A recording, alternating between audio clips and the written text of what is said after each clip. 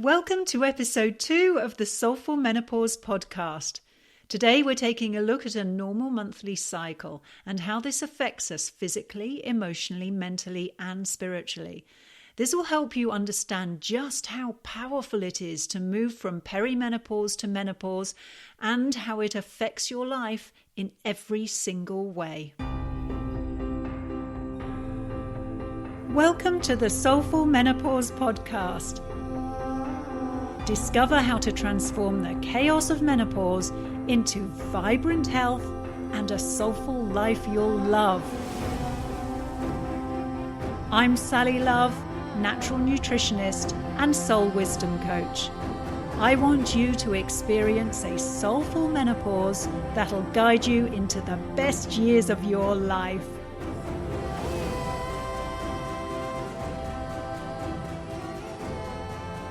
Well, hello there, gorgeous goddess. How are you doing today? Now, today I want to talk about how your hormones affect the way that you experience life. Now, when you move from perimenopause to menopause, you're leaving behind a very familiar cycle that's basically repeated itself month after month the whole of your adult life. Now, your menstrual cycle strongly influenced how you thought, how you felt, how you acted, and how you basically experience life. So we're going to take a look at this today so that you can more deeply understand the rhythms of your body and the new rhythm that you're stepping into at menopause. So let's begin with taking an holistic look at what's going on in a sort of quote unquote normal menstrual cycle. Now, we're going to be talking about hormones, but because this is soulful menopause, we are most definitely taking a holistic view. So we're not just looking physically, but we're looking emotionally, mentally, and spiritually as well. So I'm going to, for this podcast, just focus on 3 hormones: estrogen, progesterone, and testosterone. Now, around day 3 of your period, estrogen and testosterone levels begin to rise. Now, estrogen has a feminine energy about it, and testosterone carries a masculine energy. So let's begin with estrogen, which is that beautiful feminine energy. Now, after your period, you gradually begin to feel more and more attractive and sexy. You know, that feminine energy starts kicking in. You'll notice that your skin tone improves. You start feeling a little bit more outgoing and you want to socialize with other people. And then, just before you reach ovulation, you're feeling your most attractive, most sexy. Oh yes, hot, hot, hot. This is a time when your sex drive is at its highest and you've just sort of got this inner glow about you. You know, you want to go out and party and have fun or socialize with other people. And this is nature at work here, really helping you to attract the male of the species so that you can procreate and keep the human population going. And at the same time, at the beginning of this cycle, up to ovulation, your testosterone levels are also increasing. And this brings with it a masculine energy.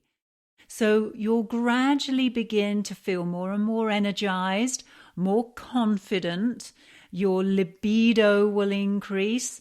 You'll find it a lot easier to face challenges head on.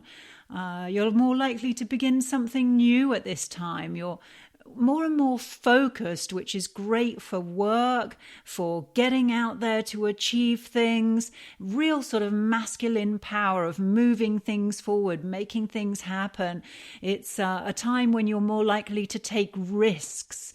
You're more likely to move out of your comfort zone during this time. You know, one analogy I like when I'm thinking of the male energy is going back to the caveman times, where you just imagine this guy, with this loincloth and his club in one hand or a bow and arrow, and he goes out with all of this aggression to go and hunt down an animal, to kill it and to bring it home, and he's risking his life for this. So that really gives them more of an idea of this masculine energy that we have with us. And then around ovulation, your estrogen and testosterone drops. And so after having all of that confidence and you're feeling fabulous, you end up just feeling a little bit more vulnerable. And this is where it's progesterone's turn to dominate. Now, progesterone has a beautiful nurturing energy about it. It rises at ovulation and then it peaks around day 22. Now, this gives you more of a desire to connect with others and most importantly, in a very nurturing and supportive way. It's all about connecting with your friendships, friends that you feel a sense of trust with, friends that you feel safe and supported by. Progesterone also aids sleep. So you find that in this latter part of your cycle that you may need more sleep, you may want more sleep, you'll maybe find that you're just having a more restful night's sleep. So progesterone is all about relaxation. Progesterone also opens you up emotionally. You can find that issues come to the surface that need addressing, things that when you've been in this masculine energy of go, go, go, moving forward with that testosterone drops off, progesterone's nurturing energy comes in, and it's like, well, hey, let's just take a look at these emotional issues that maybe you've been suppressing a little bit. Let's bring them up to the surface. So progesterone really brings awareness to those things. And so this is why you also want to connect with those trusted friends, because you want to be able to discuss these things in a safe place and maybe feel that you get support and nurturing through these processes when you're feeling a little bit more vulnerable. And if you don't have any friends that you can really feel very trustful of and where there's not going to be any judgment, then you may well find yourself talking to your pets, your dog or your cat. And that's actually pretty darn good in my book, because dogs and cats are very non-judgmental and they are exceptionally good at listening and loving. So progesterone also has this restorative energy to it as well, and it will bring in some creativity and some empathy from other people too. Actually, a few days after ovulation, your estrogen will rise again, but it won't rise as much as it did in the first half of your cycle. This brings with it a beautiful mix of progesterone and estrogen, and progesterone being higher than your estrogen at this point in time. So it really brings with it this beautiful energy of creativity, of intuition. You may find yourself being drawn to meditation or other spiritual development and things that you're interested in around that area. It's a beautiful, nurturing, feminine energy. And actually, it really helps you to bond a lot with your female friendships at this time. And this continues up to about day 23 of your cycle, when estrogen and progesterone then fall. And so a few days before your period, all your hormones are at their absolute lowest. It's another time of vulnerability because your hormones are low. And you get that sense of just needing to rest, to go within, reflect. You find a lot of your emotional issues are really coming to the surface now. They're really heightened. And so at this point in time, you can feel like doing a lot of emotional eating, especially if you're not addressing those emotions that are coming to the surface that are a bit difficult to deal with, or things that you don't want to particularly face at the time. And in fact, during this time, it's not probably a time to face these issues because you are feeling very emotional. And so you could have a little bit of a skewed look at things at this time. So it's a nice time to actually just journal what's going on for you. And then maybe later on after your period, when those estrogen and testosterone levels are rising, you're in a much more stable, more sort of, yes, I've got this place to be able to actually look at these things and deal with them. So a few days before your period and during, the first few days of your period, you'll really want to hibernate. You'll want to have time to yourself to nurture and self-care. It's a great time to go and have a massage, for example. And it's really important that you don't push yourself at this time, or you'll end up just feeling really, really drained. So up until peri-menopause, we've got these changes in our emotions and the way we're thinking and the way we're feeling, the way we're interacting with the world going on. So when we step into peri-menopause, all of that is thrown up into the air, and this is where the chaos occurs, because we've got used to that certain pattern in our lives, all of our adult lives up through to peri-menopause, and then suddenly, boof, it's like a 1,000-piece jigsaw puzzle being thrown into the air. You're all over the place. You don't know where you are. And that's what's going on for you at peri-menopause. It's yes, your hormones are becoming a lot more erratic, and you'll have times when you don't have a period and other times when you do, and others when you have 2 or 3 periods back to back, and it's all over the place. So all your emotions are over the place. The way you think, the way you feel is all over the place. And so when we step into menopause, we're actually leaving that cycle behind that we've experienced the whole of our adult lives. And we're really moving into a more beautiful, steady flow of energy. Now, it can take a few years once you've reached menopause for your hormones to settle down. It really is an individual thing. It could take anything from 2 to 6 years, for example. But when it does settle down, it settles into a beautiful, steady flow. You've got none of these erratic ups and downs that you experienced when you were younger.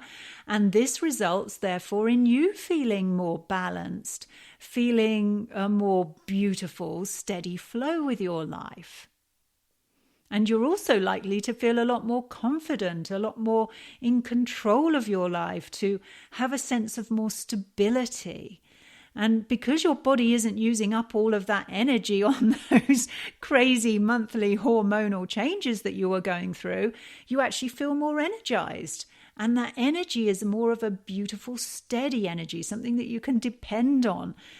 And while there are so many other wonderful benefits of moving into menopause, and certainly once, they've balanced out for you. And I know there are a lot of women will get to that point and go, oh, what a relief.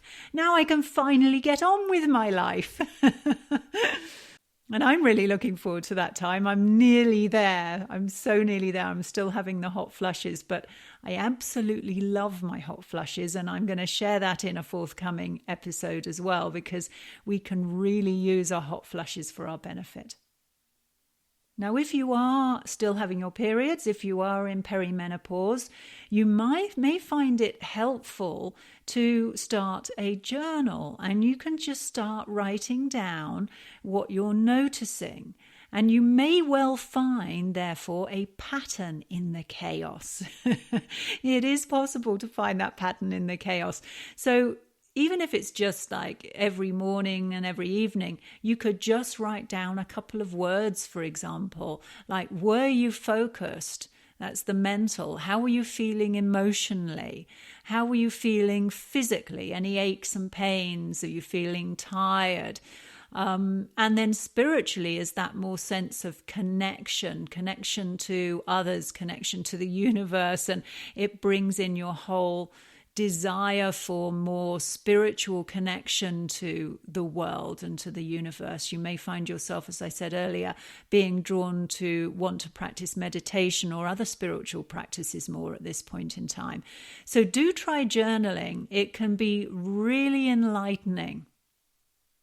So I hope that's helped you to see the energy that you're moving into at menopause, how you come out of that crazy stuff that's been going on for most of your adult life, and you got used to it. It was a flow. It was a normal way of doing life.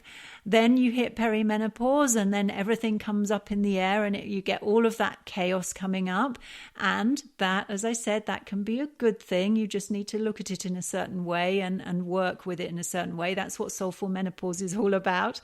And then you step into menopause, which is a completely new rhythm of life. You're dancing to a new tune, and that tune is beautiful. It's flowing, it's calm, but wow, it's powerful. Like I said before, this is the time when you can really get on with your life. So I hope you found that useful. Please do leave me some comments. I'd love to hear your stories around this and anything that maybe was a bit of an aha moment for you. And please do subscribe to my podcast, because that way you'll make sure that you don't miss any episodes. But also what it will do is act as a beautiful reminder for you to stay with that soulful menopause approach for your life. So you'll find that during the week when things go a little bit erratic and this episode comes out, it can bring you back into balance. To find out more about how you can live a soulful menopause, please visit soulfulmenopause.com. I'm really looking forward to being with you again soon. Bye for now.